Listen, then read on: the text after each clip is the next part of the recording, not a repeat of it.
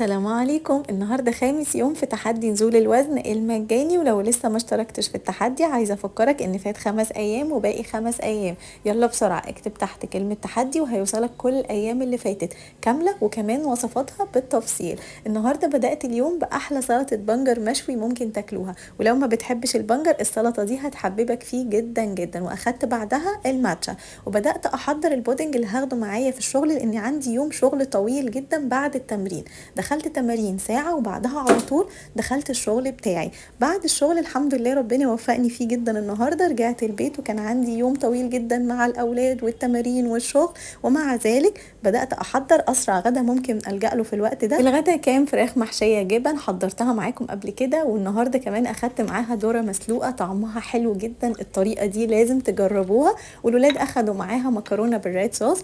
وبعد الغدا أخدت قهوة خضراء لأن كان عندي يوم شغل طويل جدا وحالات متابعات اونلاين كتيرة جدا كان لازم اكون مركزة معاهم.